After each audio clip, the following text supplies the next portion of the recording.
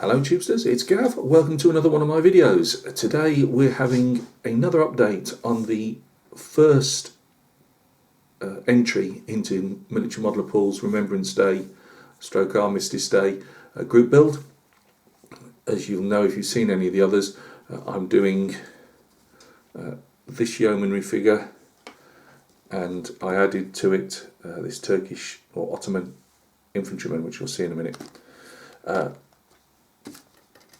I've got the rope done on the horse. If you remember, I needed to do, well, apart from the tidy up work, there's always something to do. I didn't use the kit rope, I made one out of copper wire.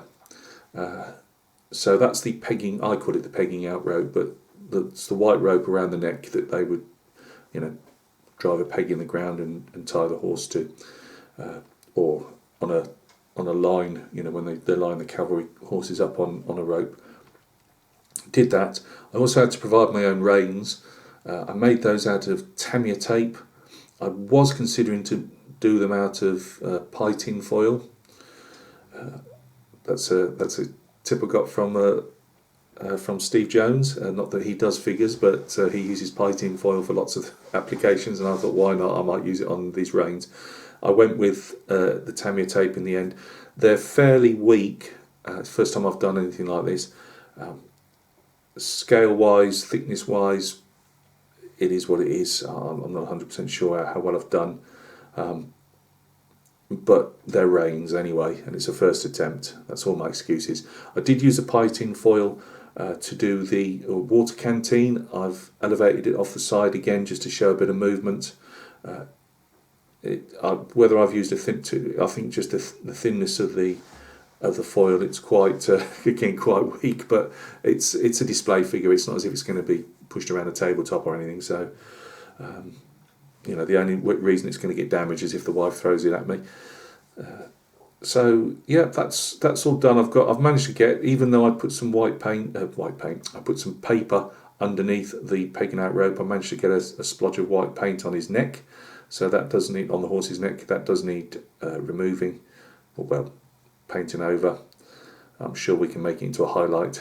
So yeah, Turkish figure I decided not to add at the last minute. Again, if you haven't watched any of the videos, Tommy's War, who make these figures, they obviously do a vignette of both figures.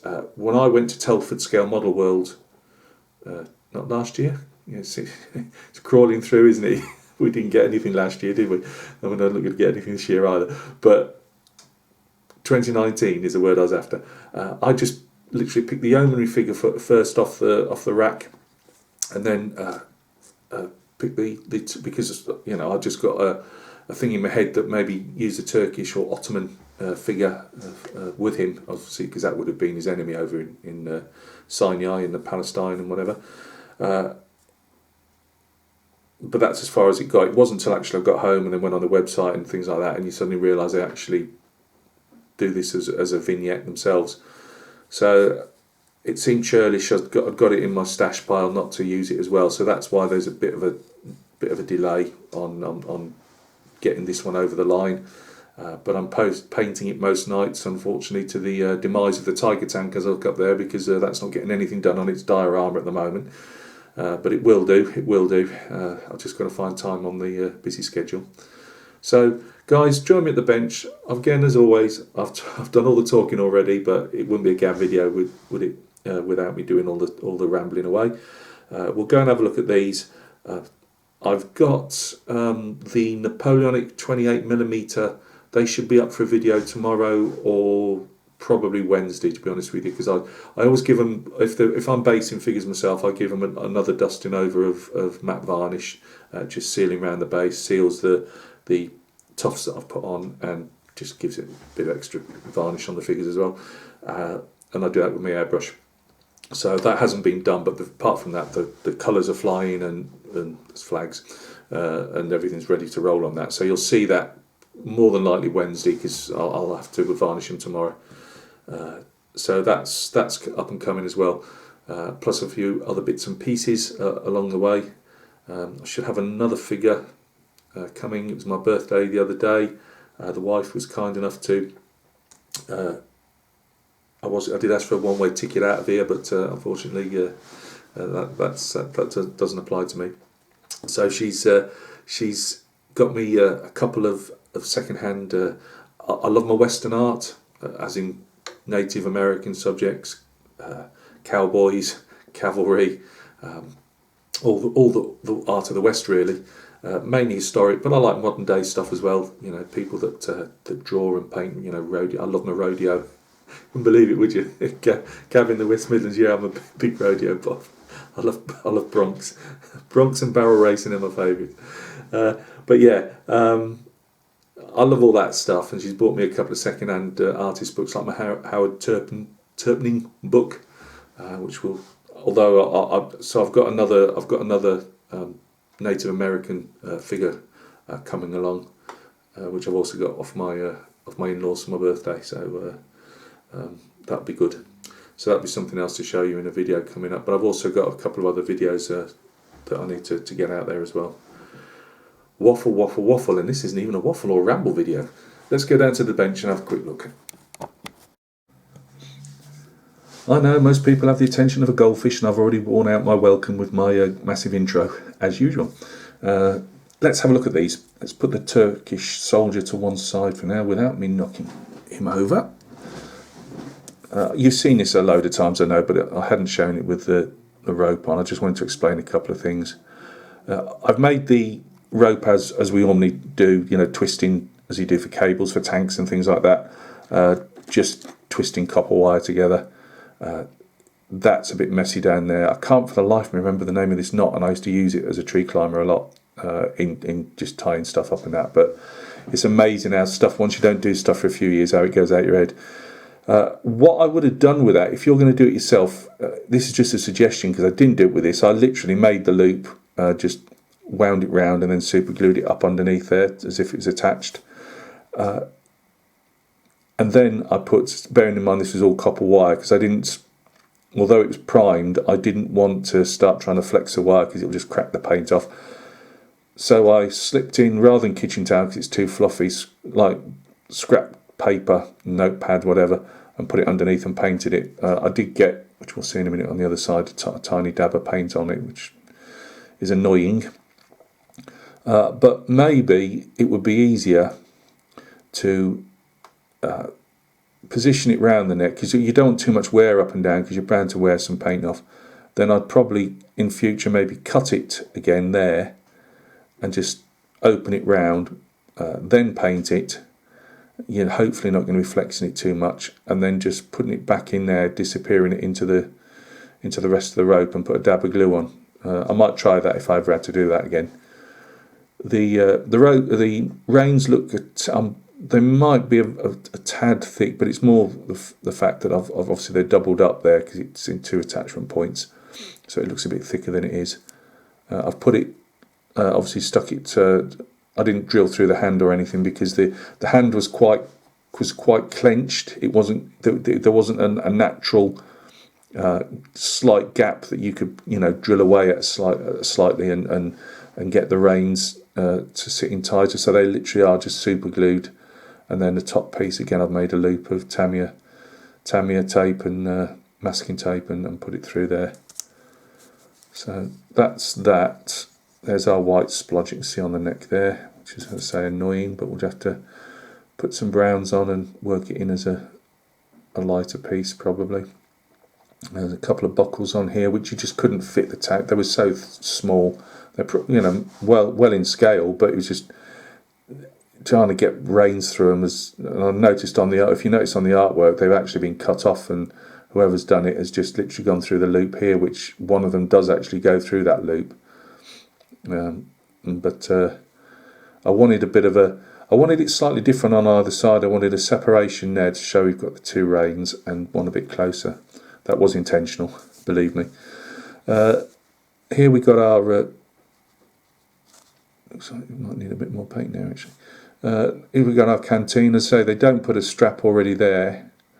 You have to do that yourself, which again I hadn't planned ahead, which I'd advise anybody, plan your figures, just like making a scale model, plan ahead, and I didn't.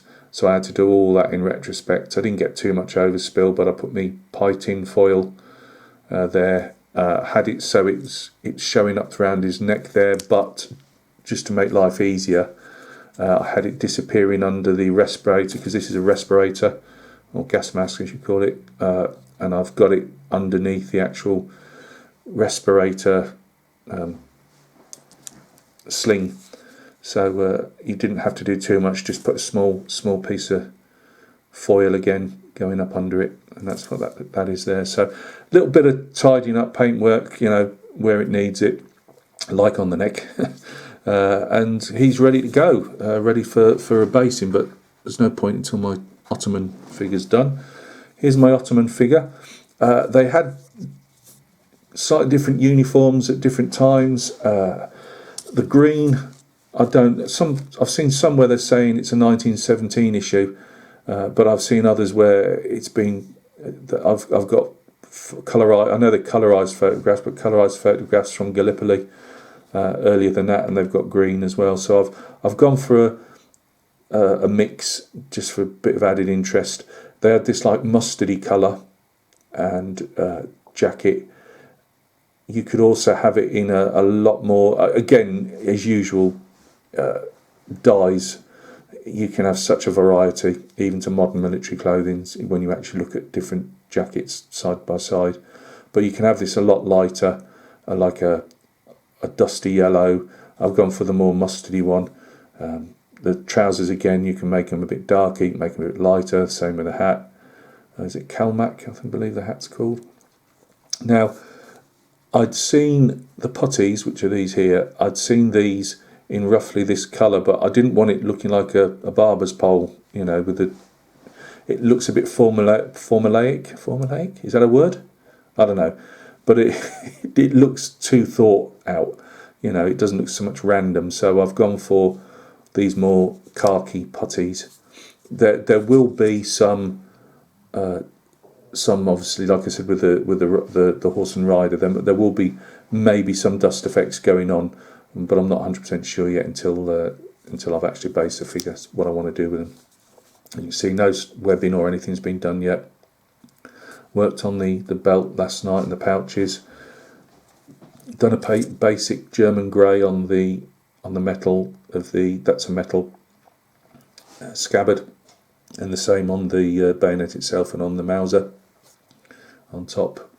That's nothing really, that's got a lot of work to go on it yet. It's just there I like to cover up as much of the grey as I can. It makes you feel like you're getting somewhere. Jacket's still got to have a bit more done to it yet. I've done a lot of stippling. You can't really see very well, but light over it, it just makes it worse. Done a lot of stippling. Again, with yellows, you can use your purples and that to get some shadows in there. Works well. Purple works well when it's actually glazed down, to put in with yellows. This is going to be like a khaki colour as well, and I do believe this is another covered metal water canteen that's covered over with, again, another khaki cover.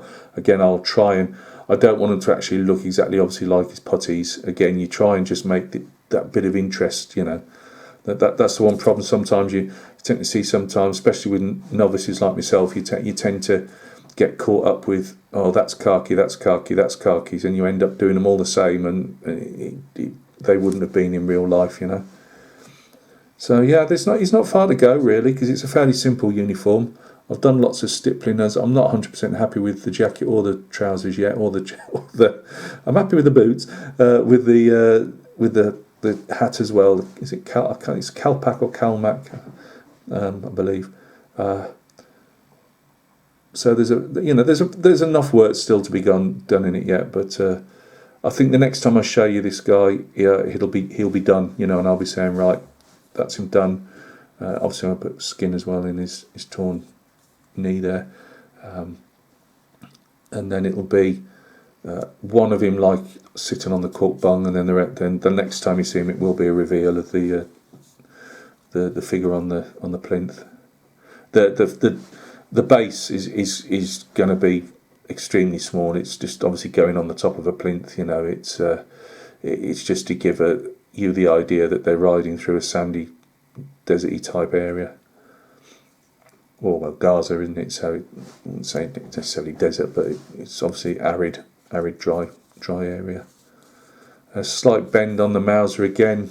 I've tried. I did put that in hot water, then put it in cold, and it's still got a twist on it. It's annoying, but there's not much you can, or at my skill level, I can do. So, guys, thank you very, very much for stopping by and taking another look at these videos. I do appreciate all your kind words, and you know, even just stopping along and watching a couple of minutes of it. I will be back very, very soon with another video. Obviously, in these horrendous times, you look after yourselves. Keep at your bench. There's nothing much else we can do now, not in the UK anyway. So yeah, you know, get your figures on the go, get your kits on the go. Check out my mate Military Modeller Paul. He's the icon in my videos, or my channel icon is the Lucky Jack bust from Young Miniatures, and Paul's attempting, that sounds bad, Paul, sorry. Paul's starting to do his first bust. He's got it all together, and it's just a matter of putting some paint on. So go check him out. It's actually his build. This is his group build as well, but he just happens to be starting a bust himself. So let's all go and give him a bit of encouragement. Look after yourselves, guys. We'll catch each other very soon on another video. Cheers.